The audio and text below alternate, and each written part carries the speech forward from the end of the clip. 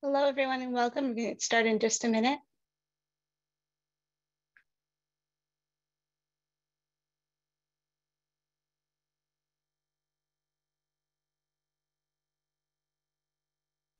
While we're waiting to get started, if you want to say hello in the chat box, let us know where you're joining us from.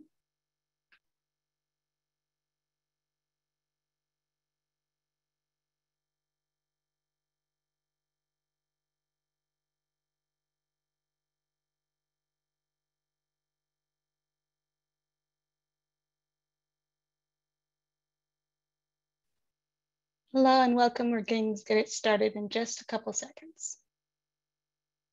We're saying hello in the chat box right now.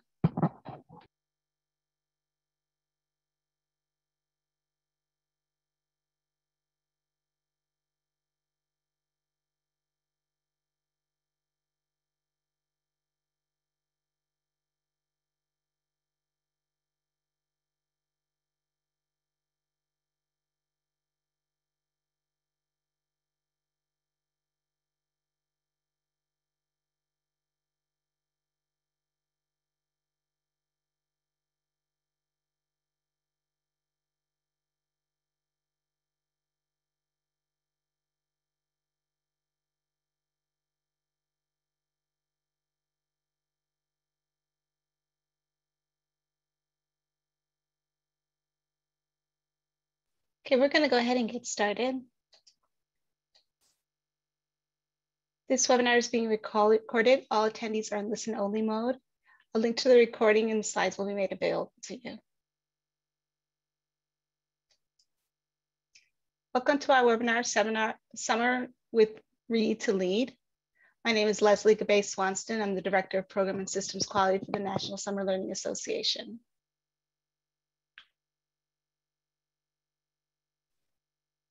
As we're going along, if you have any questions for our panelists, please put those into the Q&A box. We'll try to catch them if they're in the chat as well, but it's easier for us to see and read those if they're in the Q&A box.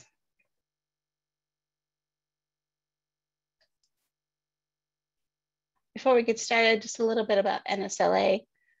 The National Summer Learning Association is the only national nonprofit exclusively focused on addressing the achievement and opportunity gaps by increasing access to summer learning opportunities. NSLA's goal is to increase nationwide the number of high-quality summer learning programs. To achieve this goal, NSLA recognizes and disseminates what works, offers expertise and support for programs and communities, and advocates for summer learning as a solution for equity and excellence in education.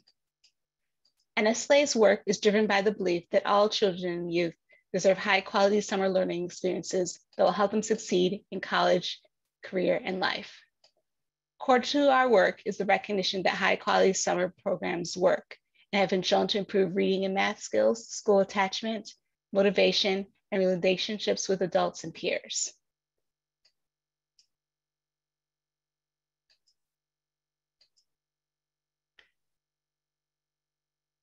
We like to think of the 4 I's of summer. Summer is a time to improve. This is not only for young people, but for adults as well. You can think of summer as one long PD session. Summer is a time to innovate. Many school year initiatives begin in summer programs. Summer is a time to test out and try out new ideas before scaling. Summer is a time to break down artificial silos between school and OST providers, between school day and summertime. And of course, it is a time to have impact on individual youth's lives.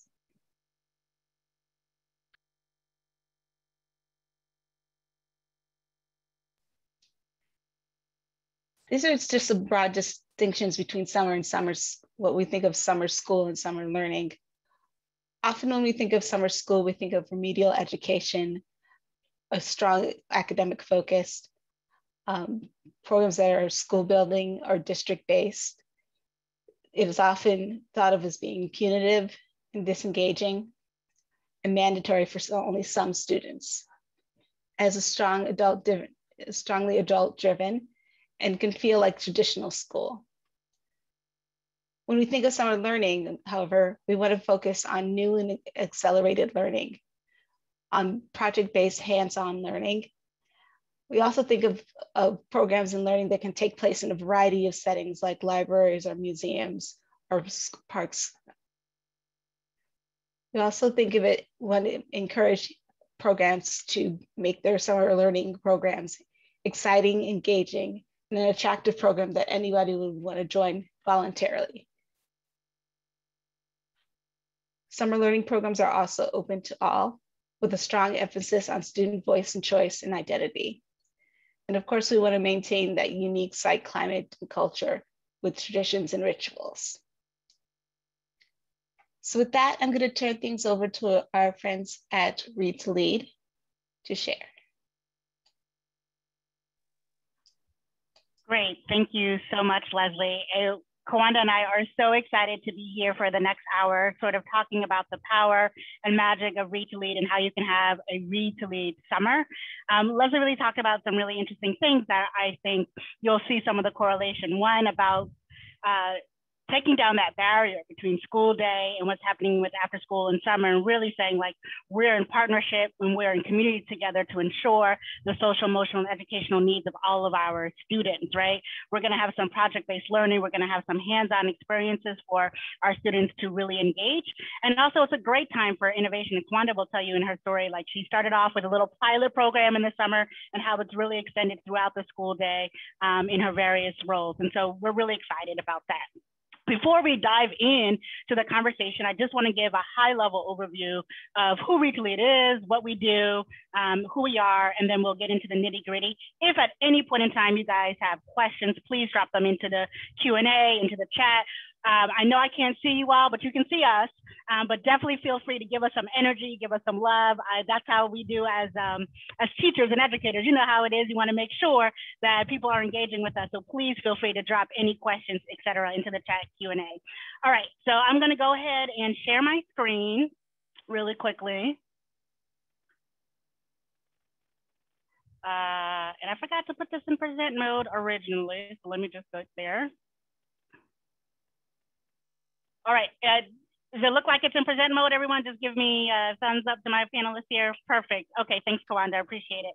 So Read to Lead, we exist to empower the next generation of readers and leaders. We are an ed tech nonprofit. We are headquartered in New York City, but we have 50,000 students who use us across the country. We have instructional coaches all across the country and regional partnerships across the country. So while we are a small but mighty team out of New York, we are national. We envision a world where young people, wherever they come from, can pursue the career of their choice and realize their fullest potential. Our mission is to help students in high poverty communities develop literacy and leadership skills by creating digital learning games and curriculum set in the professional world and supporting educators in creating student-centered classrooms and environments. We invite students to take charge of their learning. This is very key. We want students to really take ownership of their learning. We're here to facilitate, but they're there to really experience the magic of being leaders as they're reading through the program. Okay, this is just a quick problem statement. So we know that 80% of 8th graders living in poverty are below proficiency in reading. 50% of new entrants into the workforce are not prepared in the most important skills for career success, such as problem solving, critical thinking, decision-making, leadership, and collaboration. We see that there is disengagement, right? So students lose interest in academics starting in middle school. This decline in engagement is linked to low academic achievement, low literacy levels, and higher dropout rates, obviously affecting their ability to have livable wages out in the 21st century. And then we also have these broken career pathways. So oftentimes students have not had the chance to really explore different careers to figure out what it is that they want to do. And yet they're asked to decide majors in college or to figure out what high schools they want to go to without some sort of career exploration. So based off of just this data, we know that the future of work is uncertain. The key differentiator that will determine success will be the ability to adapt to an ever-changing market, right? So educators, we all need the tools to help young people develop the skills that will empower them to thrive in the careers of tomorrow. So our solution, Read to Lead. So first and foremost is game-based learning to increase engagement. It's also really relevant to the workplace. So they have scenarios, their student agency, they're empowered to be the boss. And we also have a national competition called Million Words Read where they can win prizes, etc. There's improved literacy. So our curricula is research-based. It's embedded with formative assessments and personalized pathways to lead to improvement in literacy and 21st century skills. We'll talk really quickly about that, but you guys have educator dashboard. You can see exactly where your students' strengths and challenges are. And then most importantly, there's increased career exposure, right? So they get to be the boss, and they also get to see different ways that they can do different industries. So they're exposed to about 30 different career pathways. Just through going through the program Read to Lead. On top of that, I've talked about the career exploration, but there's also this really great social emotional learning piece. So they learn to problem solve, they learn how to take their agency, they learn how to manage a diverse staff. And so this goes to culturally responsive. The characters in our game are extremely diverse, all right? They come from a variety of backgrounds, different skin tones, different ethnicities, genders, different abilities, and they have to learn how to manage a staff that comes with varying challenges and strengths. And so that's beautiful. That's one of the great things about being here in the US is that we're truly a melting pot. So it's culturally responsive material. It engages students in reading. So just doing 15 minutes of reading within the program, they don't even know that they're reading. It's really kind of a Trojan horse. They're just kind of going through and interacting with their employees. They've read 5,000 words by the time they're done after one time of engagement, right? It helps them build their leadership skills. So they are the boss. They're empowered to make decisions. They have to critically think. They have to problem solve. And then it cultivates agency. It allows them to not only make those decisions, but then they have to discuss and talk about why did you make the decisions you made, and really think about communicating the reasons why they made those particular decisions, not only to you as the educator, but to their peers as well. I've already talked about culturally relevant, but we also have these real world experiences. So on top of the games, which are based off of real workplace scenarios, there's also project-based learning where students take the learning that they have in the game and they apply it to projects that are relevant to the issues that are affecting themselves and their community, and then they problem solve, whether through a public service announcement, whether through creating their own community service organization, et cetera. Again, career exploration, and the piece that's really important is that it's data driven. So you can see exactly where the students are as they're progressing through the program. Kawanda's already up here, but here's a little testimony from Kawanda, and I'm gonna read it because she's really gonna go in and talk about her experiences. But ultimately, our educators really love seeing students light up and find that agency and find their voice and find their re-engagement with learning. And that's the most important piece for us.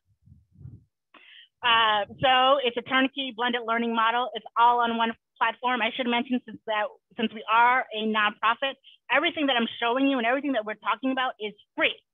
So you can go to readtolead.org, readtolead.org. I'll drop that into the chat once we start having our conversation, and you sign up for free. It's unlimited educator accounts, unlimited student accounts. You can use the game, you can use the projects, you can mix and match. It is totally turnkey and easily integratable into whatever program you guys are using. Just so you know, there's the game itself, but before the game, there are prepare lessons to ensure that students have some of that background knowledge. And then there's also this discussion, enrichment, debate questions that students can talk about what do they learn from the game? Why do they make those decisions? And they have really lively discussions because they don't always agree. Most of the time, I think they disagree, and they get to go back and forth, and it's really about agency. I'm seeing Kawanda over there. Yes, laughing, yes. Okay, love it. All right, so just so you know, there's 3 games: Community in Crisis, Vital Signs, After the Storm. It's generally Community in Crisis or students 5th through 6th grade. Vital Signs, again, 6th through 8th grade. After the Storm, 8th through 9th grade, but this is mix and match. We have high schoolers as old as 11th graders using this program because it's career exploration. It does go into Google Translate. So if you have any English language learners, they can translate it into their own languages. So we're used quite a bit in high schools for English language learning. So that's just a little something else to think about there. And then this is how it looks when you're in the game. You have to-do lists. This is my office as the director of the medical center, and this is one of my employees. And this is how I engage in conversation, and how I track some of my social emotional learning is I am given two different sort of conversational paths. We believe in shared leadership. We believe in servant leadership. So you'll see that a lot of the correct answers are about understanding that human beings are humans first and workers second, and that we really want to ensure that we create inclusive and safe environments, including in school, but of course at work. And so that's how we are helping our students really think about their social emotional learning. This is an example of a formative assessment. Kids have no idea they're doing an assessment by any means or stretch of their imagination. What you see here is an employee, and she's telling me, hey, here's my here's my report on hypochondria. Can you review it? And that's what you think you're doing, right? And as we know, as managers and as educators, we're constantly reviewing work. We're constantly grading. So all they think is this is the work day, but this is aligned to an anchor standard. Once they submit it, you can see how they're doing, and then you can conference with them as needed. And again, this is our dashboard. So this is your class report, and this is how you can get this information. As soon as a student hits submit, you will see exactly how they are doing. And then also the other piece I should say is that the formative assessments are differentiated based off of the strengths and talents of the students. So they all don't get the same assessment. It's based off of whether they're struggling in that particular standard or whether they are rocking that standard out. And then this was the national competition I spoke about, Million Words Read Challenge. So as a group this summer, can your students read 1 million words collectively? And if they can, then they get prizes, bragging rights, they get swag bags, etc. And then again, proven impact. 124,000 students have used this in the last year, 1 billion plus words read, 2.5 million decisions made, and 92% of our students felt that they gained confidence in their decision-making, problem-solving, critical thinking, and self-direction skills. Talked about this, but you can go online and sort of see at readtolead.org. You can look at our proven use cases, our results, to get in and really dig deep into those reports. But if anyone is asked, especially if you're trying to unlock those American Rescue Plan funds, this is all research-based. This is all proven, and so you can use that as you're writing your grant materials. All right, and if we are really excited, and I'm sure you're going to get even more excited when Wanda and I start talking, please feel free to reach out to me, ktompson@classroominc.org. I realize I didn't really introduce myself, but I'm going to stop this sharing of screen so that we can see each other when we do those introductions. Also in the chat, I'm going to drop this readtolead.org link. I'm also going to drop what we call an application, so that if you want additional support with an instructional coach or some targeted professional development, you can apply for that. And if we service your region for free, you can get that info for free. I'm going to go ahead and stop sharing my screen, because this is not about me just talking at you. This is about us having a conversation about everything that is going on. So like I said, my name is Kumar. I'm the managing director of programs and partnerships. I was 10 years in the classroom as a high school English teacher before I started consulting across the country around data-driven instruction, blended learning, working with charter management organizations, school districts, and community-based organizations. And I've been here at Read to Lead for, it'll be 5 years, August 1st. And I'm really excited about the work that we do, because we are culturally responsive and we're all about student voice, choice, and agency. But we're here to hear from Kawanda, who has been an amazing partner of ours for the last 3 years. I'm pretty sure she is a Million Words Read winner. So she knows some of the swag bags, that twice, awesome. So the swag that we have done. And she started off working at Horizons in a pilot summer program with us, and has really taken us to school districts in Georgia and in Texas. Kawanda, I would love for you to just say hi and introduce yourself to the folks as well. Hi, everyone. I am Kawanda Riley. Kind of like what Ms. Kumar said, I have worked with Read to Lead for 3 strong, solid years, and looking forward to many more to come.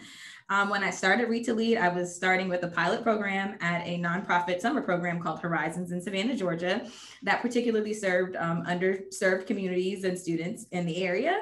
And then I actually played the game before I introduced it to the kids. I was like, I'm going to play the game myself and really see what this is about before I take it live with my kiddos. And I loved it. I mean, just initially the engagement, the backstories, of course, the diversity definitely, pulled me in. And I was like, this is a really great program. How can we make this how can we take this and make it bigger? And so I started the program with my kids at Horizons, and they love the idea of being a boss and what it means to be a leader and, to run a business. And so I said, okay, well, we're going to take this live. We're not just going to do it on the computer. We're going to take it live as well. And so what I love the most about the program is the fact that, yes, there are computer-based games and activities, but there's also, like Kumar said, real activities and projects that the kids get to do to solve real world issues. So for example, in the first story, Community in Crisis, there was a tornado that hit. This area is impacted. There is a missing child, and there is no way that people can get through the city because the roads are flooded. So what do we need to do to make sure that we can help this family locate their missing child? They go to the community center. Well, my students were the director of the community center. And so they have a staff ranging from a Haitian male, we have, you have your Arabic representation, you have your Native American representation. And so you're getting to meet and engage with people from all different walks of life. And your whole mission is to help solve this community issue. And so one of the projects was, how are we going to help them find this child? We need to build a system for them to be able to move through the city without and being impacted by the floodwaters. And so we took that project offline and said, okay, well, let's actually build and design bridges. And so we had a team where I made my kids, I said, we're going to be employees. We're going to run this like a business. So everyone will create a resume. You are going to interview for the position that you're interested in to an interview panel. You're going to dress the part, and we're going to see what part of the construction team of this bridge you need to be a part of based on your interview. And so within that, we learned about, understanding human resources, understanding how to negotiate, understanding how to build your own business, how to brand yourself through your resume, how to work together with team, because you have a panel of interview members, and you had to impress everyone with different skills and being able to communicate those effectively and to problem solve, right? To be solution driven and not problem driven. And so this project ended up becoming very massive in this one entity, and went from just us interviewing and building bridges to save our community to then we found our missing child. There was a need for resources in the community. So we had to come offline and come up with a PSA. And so my kids made commercials that they actually recorded, and they had to edit, build storyboards around what it means to actually advocate for supplies within your community. And all of these were events and situations that were presented in the game. And my kids were like, oh, wouldn't this be cool if it was real life? And I was like, let's make it real life. And so like Kumar mentioned with the assessments became their performance reviews. And so from those assessments on the test, depending on how well they did on the exam, when they would come off and I would show their scores on the teacher dashboard, I would say, okay, so this is the grade that you made, and these are the roles that are equivalent to that grade. So are you being promoted? Are you being retained? Are you being fired? And they'd be like, well, I scored a 98 on this one, so I'm up to executive VP now. I'm like, yes, you're up to executive VP. So every grade range that they achieved was associated to a future position that they wanted to have, whether that was the CEO, the CFO, the VP, the admin assistant. I mean, you name it, operations, we had a role for it just based off of the gameplay. And I think the biggest leverage for my kids, because my kids were mostly inner city, brown and Black children, and they had never seen a game where people looked like them or had hair like them or looked like somebody that they knew. Oh, my grandfather's in a wheelchair. Well, there is somebody in the game that resonates with that. Oh, my favorite animal is a cat. Well, there is somebody in the game that resonates with that. So really being able to see themselves in it, and then being able to play the game and then take it live with them, to expose them to different careers, to expose them to the abilities that people have just outside of things that they normally don't see every day. They would have never known that you could be a community service director. They would have never known you could be you could be a doctor, or you could just manage, you could be in administration, you can be an editor. These are all positions that are more than capable and accessible to you, but they just never, ever knew about it. And I could honestly say that Read to Lead and my kids having that exposure to it kind of catapulted them into being insatiable. They wanted to know more. They wanted to know more about career exploration. They wanted to know more about what salary compensation should look like for somebody, and what colleges they should go to, and what majors they should take in order to be able to have this job in real life. And so I say all of that to say, like, Read to Lead has just been phenomenal in engaging students in reading, because like she said, it's almost like they don't know that they're reading, and they're very competitive. And so by me having my human resources hierarchy, it was always like, who's getting demoted? Who's getting demoted today? Who's getting promoted? Oh, okay, no, I want to be the VP. No, you can't be the VP. And that led us to reaching that 1 million words. We got amazing swag bags, t-shirts, folders, binders. I'm showing off now, speakers. I mean, you name it.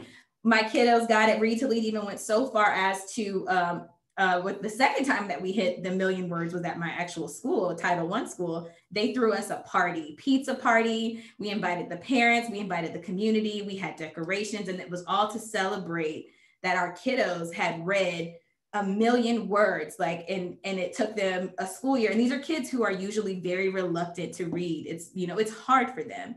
And so by feeling like they had support, the game has embedded just different features. If you don't know the meaning of a word, you don't have to pull up the dictionary. It's right there in the game. It'll help break it down. If you don't know how to pronounce the word, the game will highlight it. The game will read it to you. If you need another language, it's there. So it's right there at their fingertips. So it doesn't seem like much of a strain to have to access it or to access different materials to get the learning done. And most of all, it teaches them those key social emotional skills. The kids need to know what it's like to work with people, and there's conflict in the game where you got an employee that is consistently late to work every day, and you have to have these really crucial conversations. And you know, when you're in 6th grade, you're like, fire them, and no. And so then you hear the debates about why this employee should be hired or fired, and then they're referencing their own data, like, well, no, because in the last game he was late 2 times and I made note of it. And it's like, well, wow, you're building these systems of inner accountability that didn't start before this gameplay system came into place. So hopefully that answered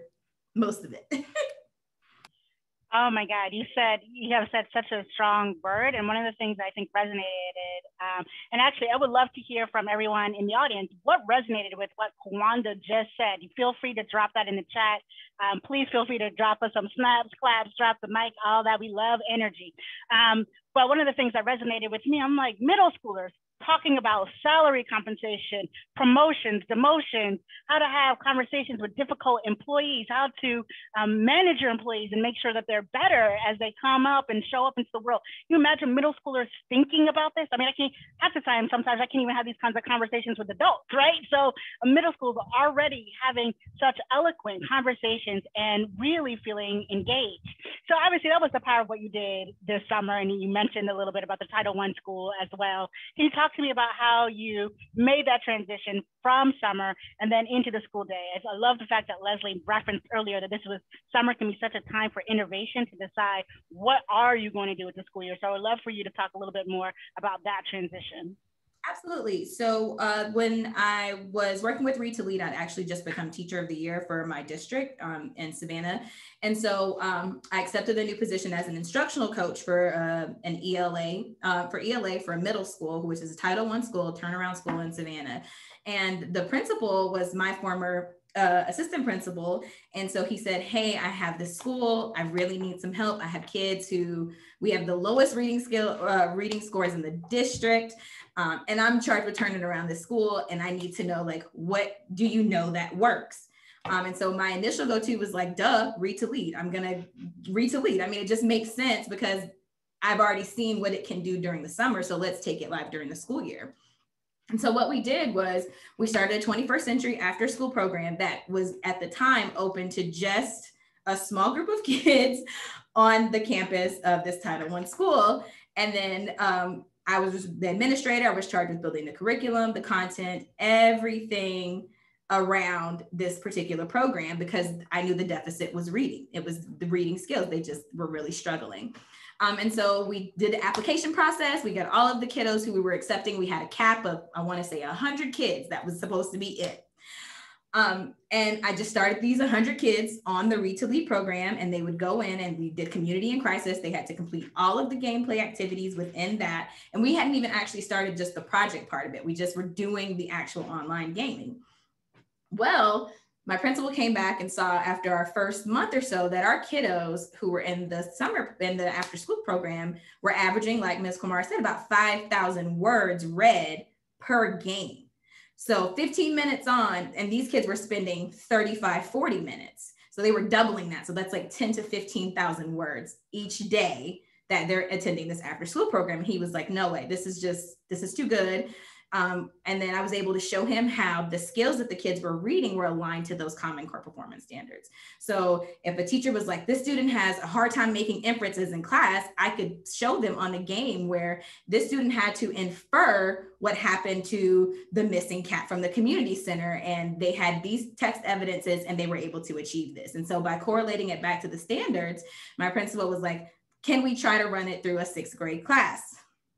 Well, that turned into my after school program kind of being blended with a hybrid model. And so we would have a designated computer class during the daytime that most kids were required to take. We started doing read to lead during those occasions. And then during the English time, we would take those projects, those campus-based or those read to lead based projects, and implement the projects during the after school program. So the kids are getting the gameplay during the day, they're getting the hands-on real world experience in the afternoon for the after school program. And then that made our after school program numbers go up because the kids wanted to do the project-based learning as well. And so by the end, we had created a system where we were able to get, because of just all the different logistical pieces, we were able to get funding to get a school bus to be able to take kids home in the afternoon, which was unheard of for an after school program or any school. We were able to get meals, like we would have community partners come in and deliver food to the kids for the after school program, or even during the day, we got a lot of business partnerships where we had Domino's Pizza because they heard what we did with Read to Lead, donate pizzas to our campus. And we ended up even getting, because of how many words they read, we won the 1,000,000-word challenge in our district. When they saw our certificate from Read to Lead, gave us laptops for our campus. So we got a computer on wheels filled with 25 laptops dedicated to our students because they had been reading so much and we had the data to support it. And then when I saw that work, I was like, you know what?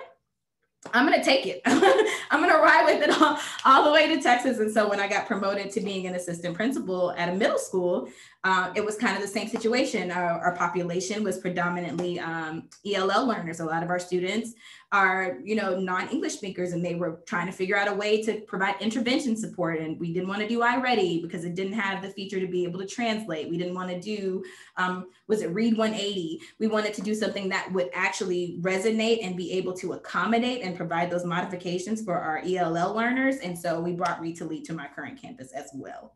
And we are still on our way to achieving 1,000,000 words for the 3rd time. We're going for 3 this time.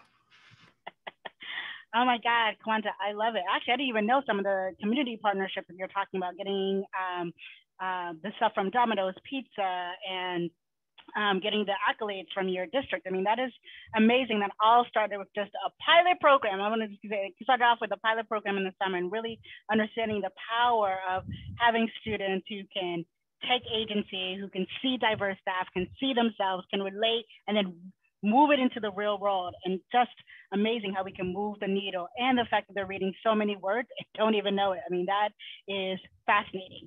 So, I often get this question, and I would love for you to help as an educator in a classroom, as an assistant principal now, as an after-school provider. Kids sometimes get tired of being on the computer, especially after this last year. They're zoomed out, they're technology fatigued out. What can we do to ensure that we are not contributing to that fatigue if you decide to use Read to Lead this summer?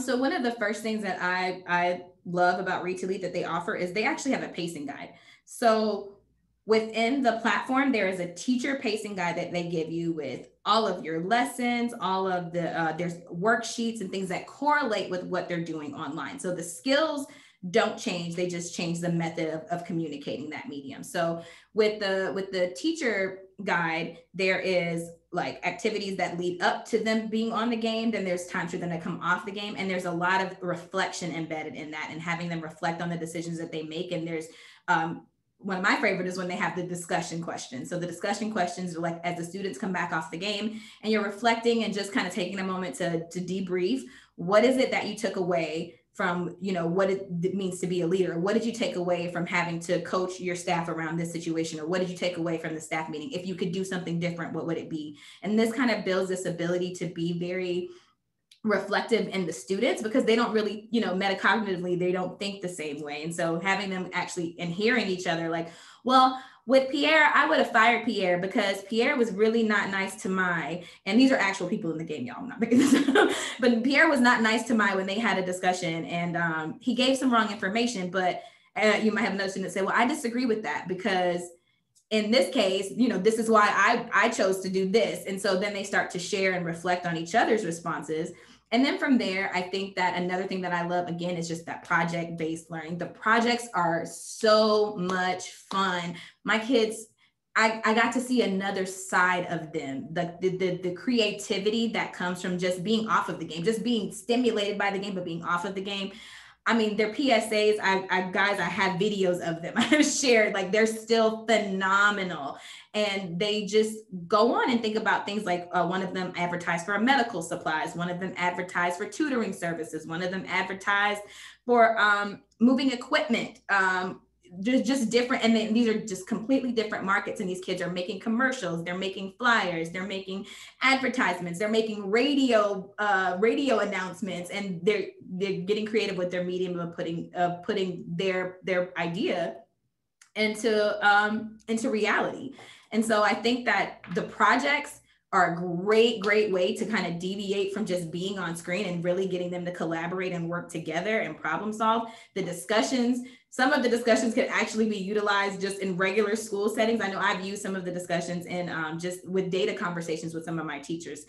It's just like, well, how do you know this is an area of growth? How do you know this is a gap? Okay, so let's talk about what needs to be true the next time. So really grounding them in skills that they're going to actually see in the 21st century by those projects is just a great way not to give them burnout, because it's been a while and everybody's been on Zoom and computers, and Zoom fatigue is a thing. And so the projects, the teacher pacing guide, the discussion questions, you guys, oh my gosh, I cannot say it enough, just how amazing these resources are. And it takes a lot of the grunt work out of the teachers, because we know that teachers are tired and program directors are tired. And so when you have to come up with all of these ideas all the time, you don't have to do that, because it's all neatly packaged right here in the game system with a pacing guide. So you should be at this point on day 5, you should be at this point on day 10. And anytime there's still room for deviation and to really get into those project-based activities. And that's the best way to prevent that digital fatigue, is what I'll call it, digital fatigue. Excellent. So then I want to just talk a little bit about, you've had a conversation, and I think, a lot of us in the after school and the OST space, we want to start building stronger partnerships, oftentimes with our principals, with our school building leaders, with our school educators.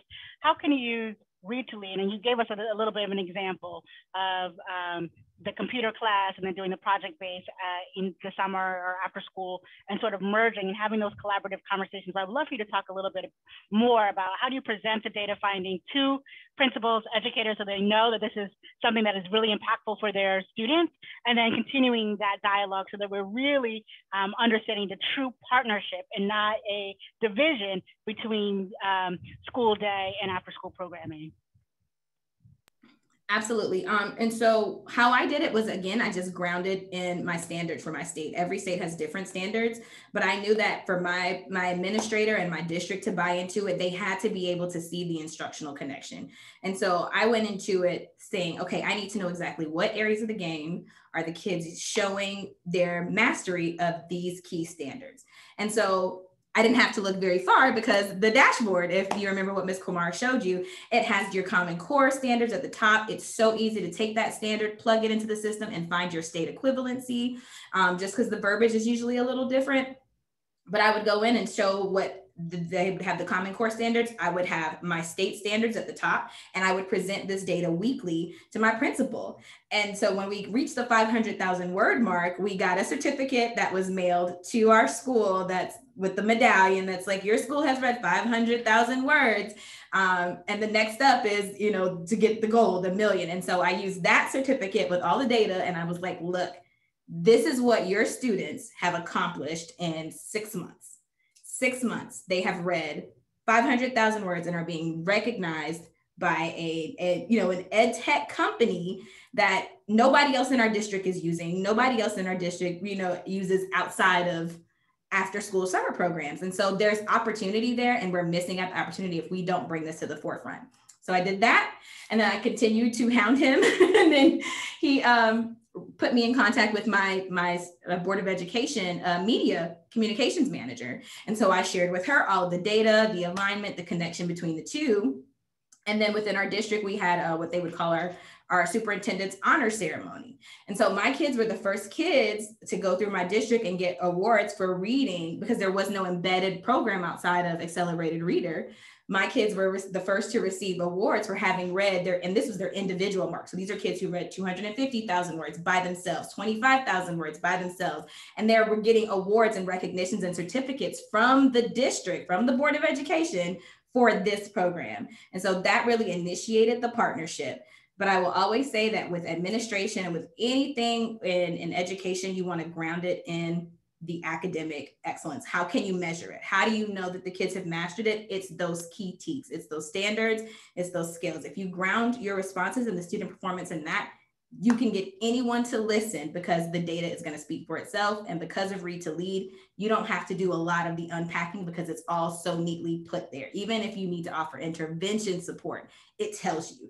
If you have a student who is excelling beyond and they need to be challenged a little more, it tells you. The data is so neatly packaged and color coordinated, and colors are our friends, educators, we know that. And color coordinated, that you can automatically know, okay, I need to conference with this student needs intervention support, this student needs remediation, this student is excelling, let me go ahead and boost them up. And you know exactly how to approach that student and differentiate the instruction if you need to. The fact that kids were getting individual accolades from the district, and just thinking about the commercials that they are doing, so they can really not only have the accolades that they're getting from the academic side, but then they can create digital portfolios, right? They can, when they're applying to college or they're applying to specialty high schools, they can say, look at what I did, man. I did this, I created this commercial, I tried to solve this problem, I talked to XYZ community leaders, I presented to these folks. And all of this is Read to Lead will show you how you can do that and help your students get those kinds of accolades, get interested in their academics. But really, I think the most important thing is take pride in their work, take pride in their ownership. I would love, Kwanda, if you have an actual story from a student or a couple of students that felt prideful or changed their attitude towards academics and learning, having gone through Read to Lead. I think I can do you one better. Here we go.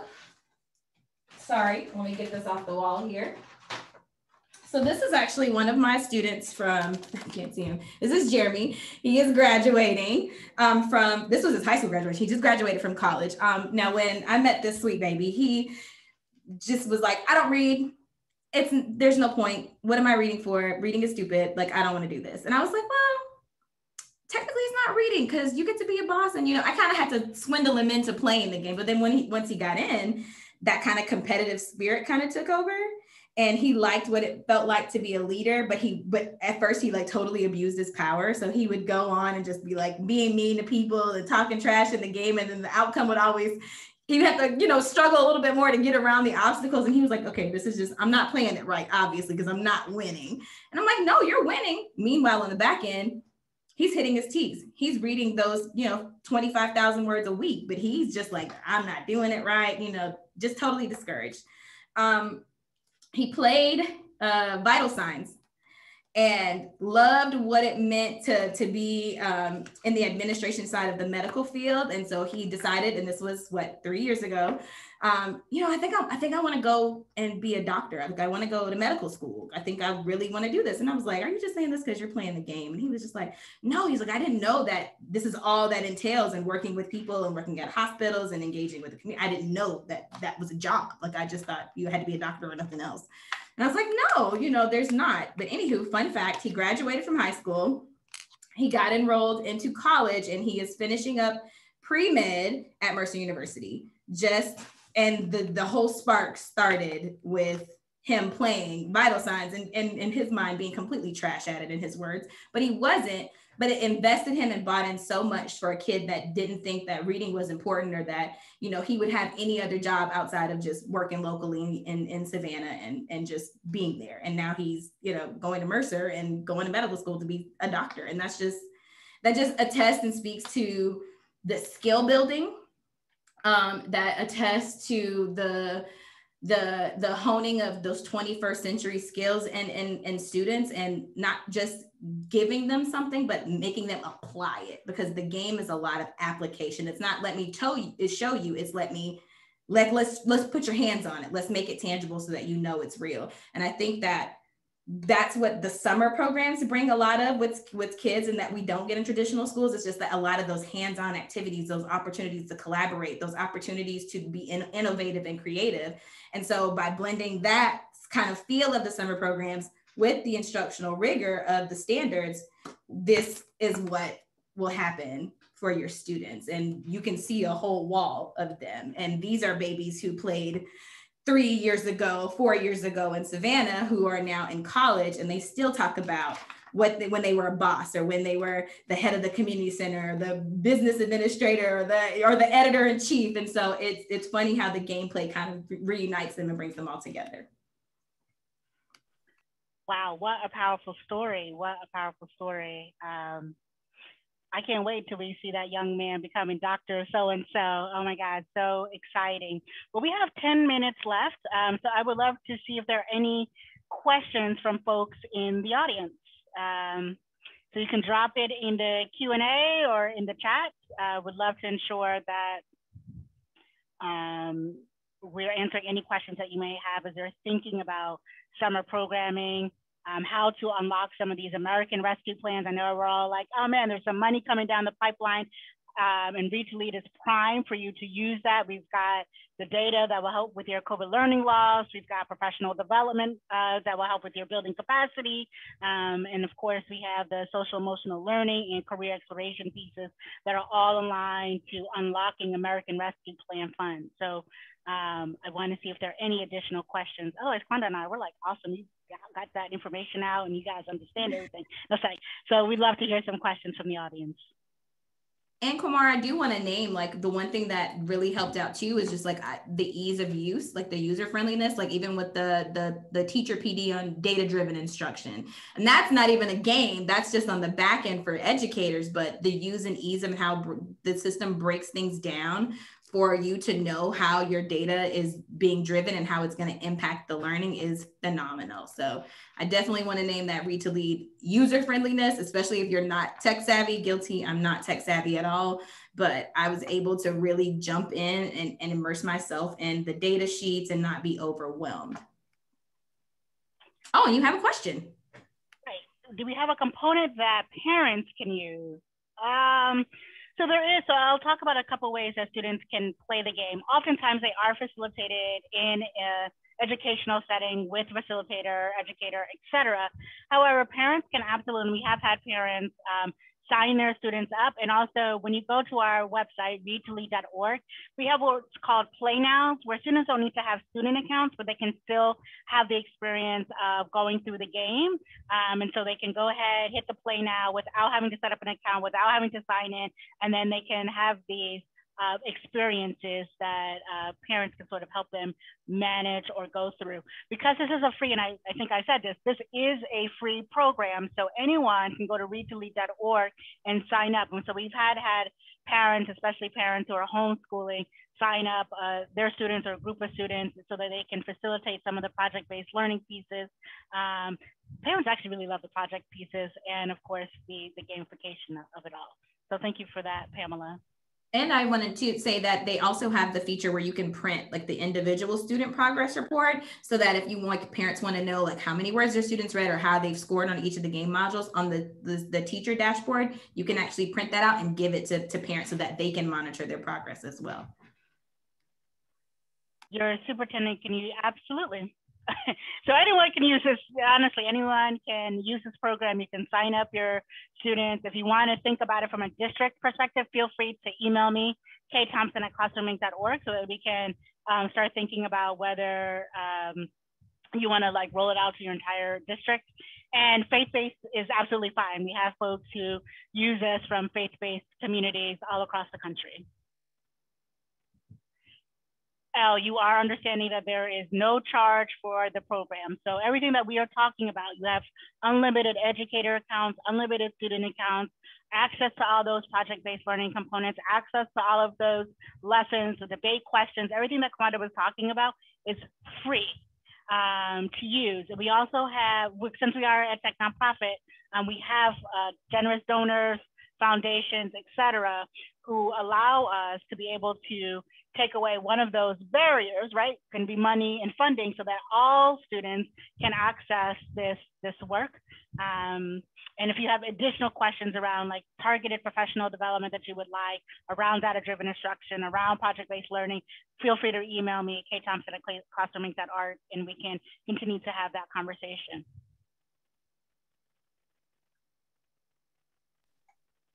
Kumar, would you mind putting your email address in the chat box one more time? No, not at all. Here we go.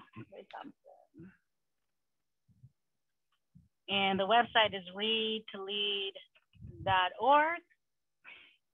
And that link that I've done is also what we call applications, a funded sites application.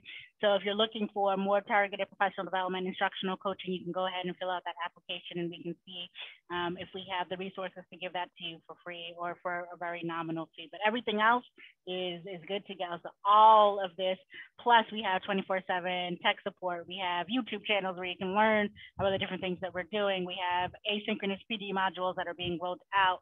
We will have weekly PDs and open houses. All of that is free for any and everyone to access and use. I guess we have some time for just maybe one more question. If you'd like to ask a question, let's see, there's one in the Q&A box. Was this, what grade level, could you repeat what grade levels are involved? So we are designed primarily for middle school, but we do have quite a few use cases for high school. So anywhere between 5th and 9th grade is like really our targeted range, but we have 10th and 11th graders who use this, especially those who are English language learners and need another way to sort of process and access information and get some of those English language skills, because we have that Google Translate and we have text to speech. And also folks use this as a career exploration, career advisory for their high school students as well. And should you have a certain amount of computers to be successful? I would say a class set, the more the merrier, but it also works on tablets as well. So if for whatever reason your school doesn't have computers, your kids can use tablets, they can use iPads, but like usual, maybe 20 to 25, just depending on the size of the class that you're supporting, could be used to support the game system.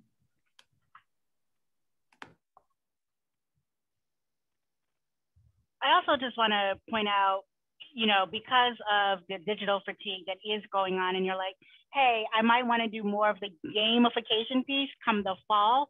In the summer, you can do the project-based learning. You can do some of the debate questions, the literacy lessons, and all that will live on the platform. So as soon as you log in and sign up for your free account, you'll see all of those resources. So if you're in a position where you're like, I don't know if we're going to have access to technology, you can still do the project-based learning components and pieces. And I think that might be a good, I think the summer is a good time to sort of take a break from all the digital fatigue that is going on, while still allowing students to get these activation points of engagement, education, research, literacy, problem solving, et cetera. They're still going to get all of those skills, right? But they're just going to get it from another way that might feel even a little bit more empowering for this summer. And are you available to talk to teams about this? Yes, absolutely. All you have to put time on the calendar and for us to interact and talk a little bit more about your particular circumstances, feel free to email me, ktompson@classrooming.org, or you can fill out that application, and I see all those applications and we reach back out to ensure that everyone is supported and has a positive experience with using Read to Lead, and that it meets the needs and criteria of your students and programming. It seems like we have another question. Have there been opportunities for a student to show mastery of a skill in a class setting? Kawanda, I'll let you take that. Yes, Absolutely. So just like kind of what Ms. Kumar mentioned, when the students are completing the activities online, we can actually progress monitor them. If there are supports that are needed, the system will flag you. So we're not just monitoring from the data side. We can actually see when the student is logged on live. If we notice that they're struggling, we can actually pull them offline, and the system provides supplemental activities for them to do just to build that skill before we put them online. So they show line mastery on by mastering the assessment, but we can pull off and provide intervention supports with the activities and resources that the system provides. So there may be worksheet activities where it's just focusing in on the specific skills that are covered in that portion of the game, that section of the game. And we can conference with the students, have our mini lessons over here, offer some differentiated support offline, then make sure that gap is closed by having them go back online and then complete out that assessment. And then we take that assessment performance as the mastery. Great, thank you. And just a reminder, the link to this webinar recording will be emailed to you.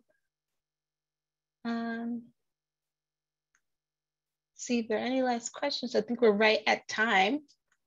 So it's great. Thank you so much, Mara, Kwanda, for sharing all of that. It's really great information.